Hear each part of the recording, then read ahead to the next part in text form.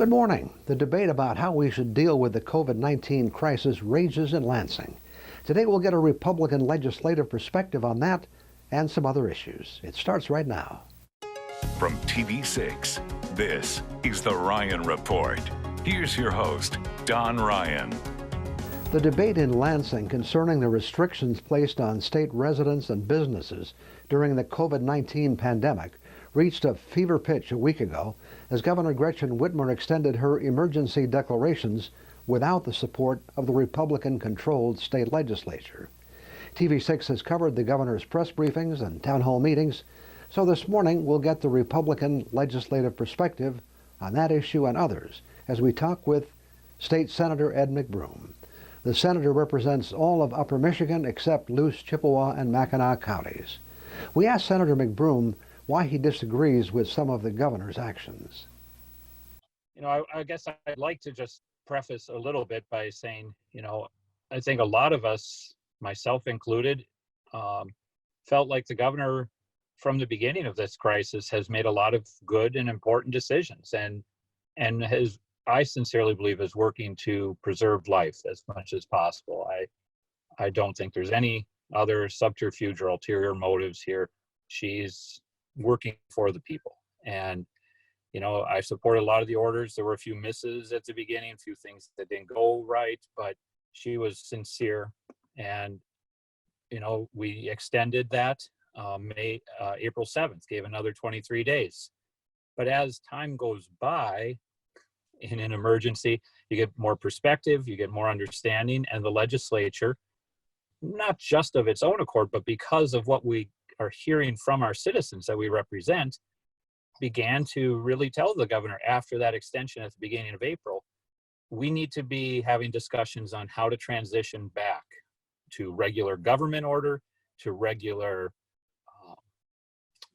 order at our hospitals, at our inner communities, at our places of work. What is this plan? What's it look like? How do we move forward? And how do we, as legislators, the representatives of the people, involve the perspective of our citizens in this decision making? The legislature has taken action that would allow them to go to court. Is that likely to happen? How can the law say you have 28 days, governor, and then from that point on, you have to have the legislature's approval? And the legislature chose not to grant approval.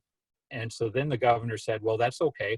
I'll just say that it's a brand new emergency the day after the legislative approval expires. That is a really dangerous legal precedent to set, in my opinion, and I don't think it'll stand up to scrutiny. Now, she'll continue to have her authority under the 1945 Act, and I don't think that will change. And let's just reiterate what you said at the beginning, and that is, I think everyone's heart is in the right place. Absolutely. It's just a question of how we get there.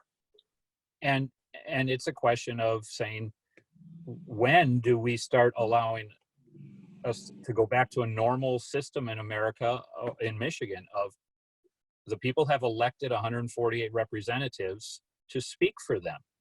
And we need that opportunity. And I think something for us, particularly in the UP, that just really stands out to me in all of this is if the tables were turned. If Detroit was in the Upper Peninsula situation for disease prevalence and readiness, and the UP was in Detroit's situation for being, very prevalent with the disease, they're not overwhelmed, but they have a very serious problem going on, a crisis in all senses of the word. If those tables were turned, does any of us for a moment believe that my downstate colleagues wouldn't be demanding that Detroit be allowed to open up and move forward, and that we would just isolate the Upper Peninsula? There's no doubt in anybody's mind that would be the circumstance. How far do you and Republicans in the legislature feel we can go in getting back to what people refer to as normal? Do you still want to follow the guidelines the federal government is issuing? Yeah, and we've asked the governor. We're the only state in the whole country right now whose governor has not updated the guidelines, the CISA guidelines, they call it. We're the only ones still operating on the original adaptation of those. Every other state, I think we're on the third readoption of those from the federal level, the third revision. We're still on the original ones. Why is that? What's the holdup? There are good questions here, and things that I think have, simply the governor has a lot to do, and there's a benefit to having a multitude of counselors, right? And we want to be able to bring those issues forward and say, hey, we didn't want a whole bunch of folks from the sick areas to come up here and bring that with them. But are we really looking to stop Joe Public, who works at the paper mill, from stopping at his hunting camp, which is actually between his home and the paper mill? And so, it's these little things, and they weren't that big a deal, but they just continue to be opportunities to partner and to work together. And they're getting missed. And this is why we don't run in a government of just one person's in charge. And it was necessary when this crisis started, because we had to respond quickly and we didn't know what we were facing. But now, even in the medical community, we're getting a diversity of opinions. Who would say, on that point, that the governor, not just here, but throughout the country, is the one who has been the focal point in each state for these issues. And it's the governor who will get the credit or blame depending on what happens. So it's a difficult seat to be in, isn't it? Absolutely. I have a lot of respect and deference for the difficulties of the position she's in. But I also look at it and say, at the federal level, we counted on the president at the beginning doing a lot of executive orders. We're still counting on his leadership. But the Congress hasn't been relegated to a position of inaction. They're working, they're partnering, they're doing things the president asks for, he's doing things they're asking for. Even in a time of war, Congress isn't just relegated to a position of, hey, no opinions matter, and you guys take a back seat, I'm the commander in chief. That's not the way it works when we've had declared wars in the past either. So I understood the urgency for the first month or even the extended time period, but we need to be able to bring input to the table. We'll talk with Senator McBroom about some other issues facing the state of Michigan after we pause for this 2-minute break.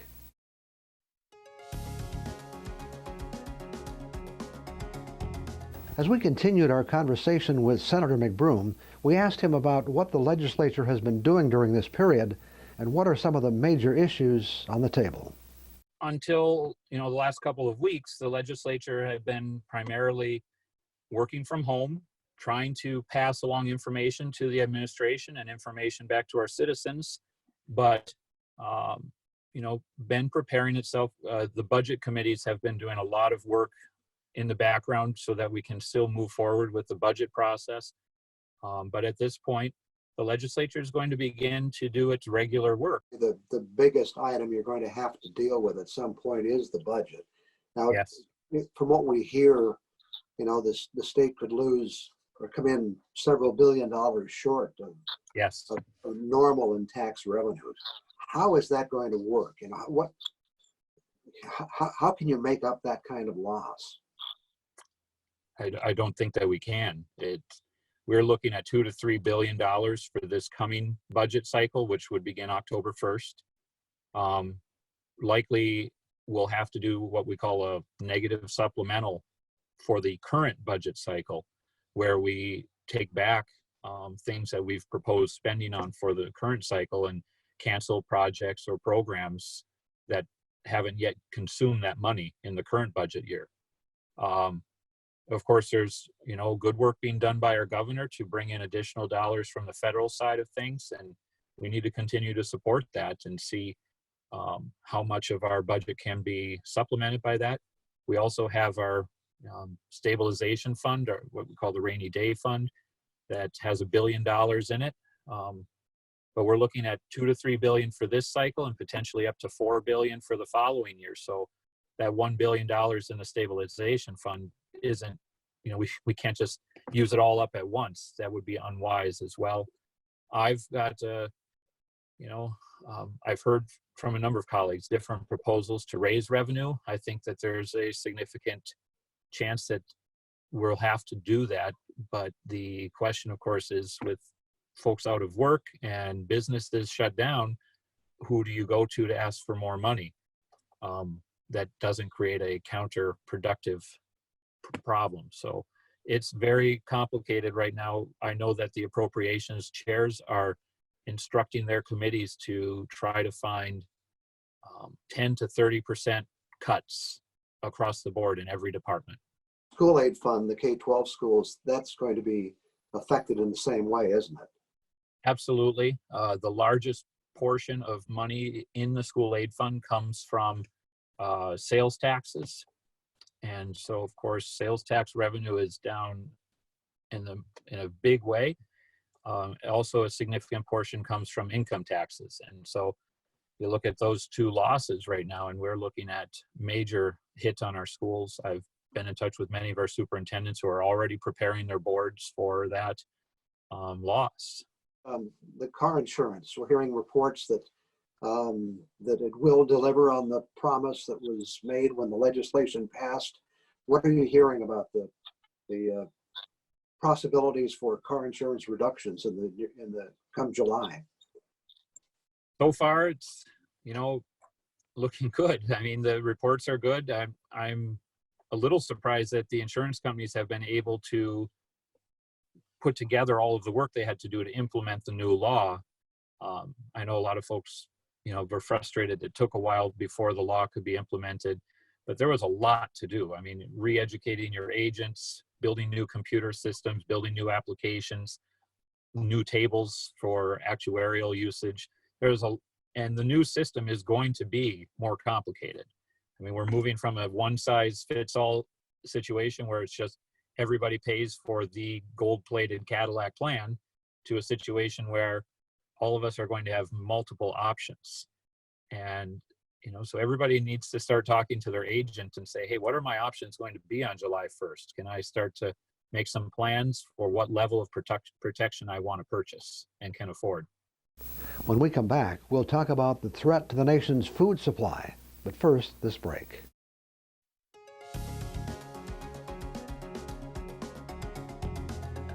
Well, our guest this morning is Senator Ed McBroom, who is also a dairy farmer. I asked him how things were going on the farm and in the dairy industry. Things on my farm, from just a day-to-day operations, we're doing all right. It's a nice spring so far.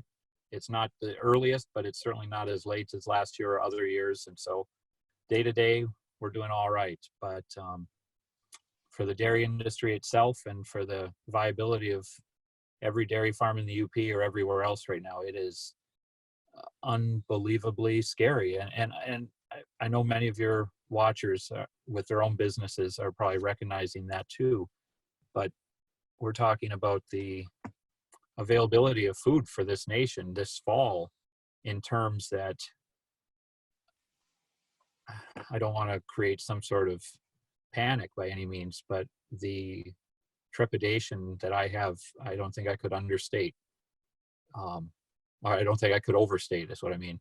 The fact is that whether it's dairy or beef or pork or all of these things, we are at a bottleneck because my cows keep making milk. The processing plants can't suddenly change from making 100-pound totes of shredded mozzarella to making bottled milk for people in retail stores. So the places that make the retail, they're chugging it out as fast as they can, but they can't go faster, most of them, than they already were prior to this. And so milk is very perishable. And so I can't keep it more than 3 days after the first drop hits the tank. And then that's the same at the plant when it gets transferred there. You've got, in this country, we slaughter 350,000 pigs every day.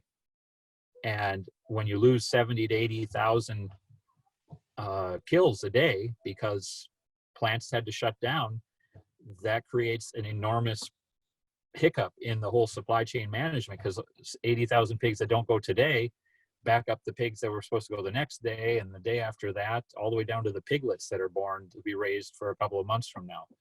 And so my cull cows, what am I supposed to do with the cows that aren't making milk, or I can't afford to keep milking because I don't have a market for the milk? So there's just all these problems. The feds are scrambling, and I appreciate everything they're doing. Part of my consternation with them is that they continue to try to utilize systems that were put in place 70 years ago. And we don't make things the same way as we did 70 years ago. So it's very frustrating to try and use old material to fix new material, you know. Is the big bottleneck the meat processing plants at this point? Is that where the issue is? So yeah, I mean, it's the processing plants being closed down in the meat industry is probably the biggest hiccup. And I think it looks like in the next 2 weeks that's going to start to free up again, but it's made a devastating impact for many farms. The dairy industry is a little bit different because of the retooling and the high perishability of even the finished products. So if the farms don't stay viable, if we don't survive, we're going to be importing our beef from Namibia or, you know, South America or wherever else. And I don't know that that's good for our country, and it's certainly not good for our family farms that make up so much of the base of our community's economics. One thing to this area, and I'm not sure if you have any information, but and I know you know the background, but Dean Foods acquired Gilbert Dairy. Dean Foods went into bankruptcy. They were acquired by Dairy Farmers in America. Do we know what's going to happen to Gilbert Dairy at this point? Because I know a lot of dairy farmers depend on them. Yeah. So DFA had pledged that they were keeping the plant in Marquette open. That it was a vital part and a valuable part of their newly acquired infrastructure. I have not heard anything to change that. However, all that I heard came before the COVID crisis. And so it's difficult to know. And, you know, I know a lot of us dairy farmers up here, we would love to find a way to all band together and purchase the plant ourselves and hold our own fate in our hands here locally, rather than be connected to large co-ops that you know, have forgotten how they serve their members. But I don't know what to do at the moment. They're paying us. My co-op is giving us 25% of the lowest market price right now, and for some of the milk that we make, and that's better than dumping it on the ground. But it's not a way that you can survive very long. I've probably used up more time than we have, actually, but anything else that you wanted to talk about this morning? One other thing I'd love to say, Don, is just my passion for the people up here, my friends, my neighbors. We have to remain calm. We have to recognize we're in an amazing country that gives us the freedom to voice our concerns, to share with our representatives, our governor, and be governed by the people. But we can't turn into a mob. We can't panic. We can't lose faith in the system that we have if we want to keep it. That would be undermining the very thing that we value most.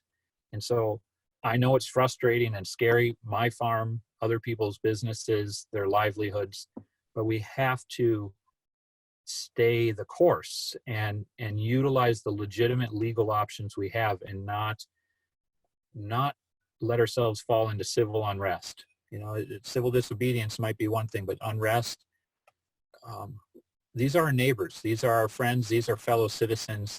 They have concerns too, even if they see the problem differently.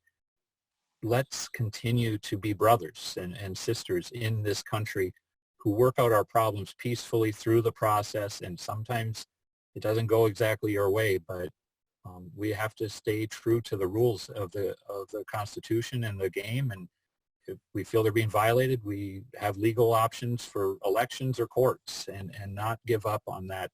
We can't give up the faith in the American experiment. Thoughtful words from Senator McBroom.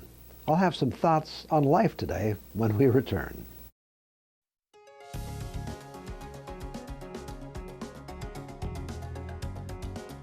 The debate about when our lives can return to normal will likely rage on for weeks, perhaps months, and maybe longer. Time will tell when we see what happens as states begin to open up and vary their approach to loosening stay-at-home regulations. But what do we miss most as we're forced to remain in our homes? Obviously, for those people who are out of work and finding it hard to make ends meet, that's the number one concern.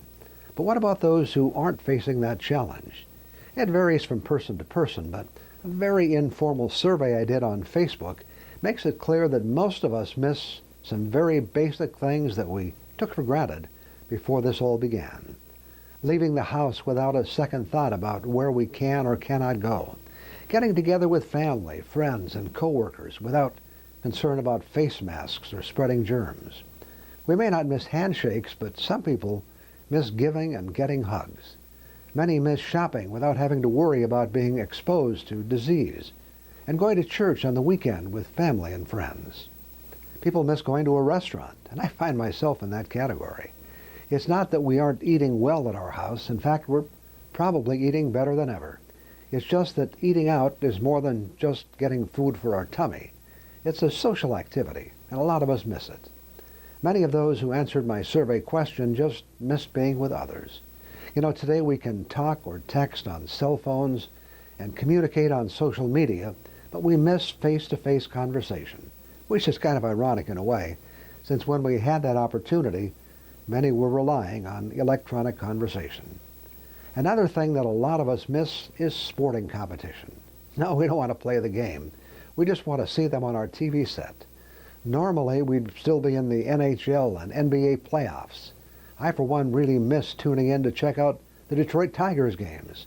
Even if they're losing, it's better than nothing at all. Now that we have several major sports television networks and numerous sports discussion shows, the well must be running pretty dry when it comes to things to talk about. So as the debate in Lansing has made clear, we don't know what the future holds. So hang in there. Let's look for happier days ahead. Back in a minute. Time for us to say goodbye for another week. Remember, if you missed the broadcast or want to watch it again, it is available at uppermichigansource.com. Thanks to Senator Ed McBroom for joining us this morning, and thank you for tuning in. I hope we can all get together again next Sunday morning.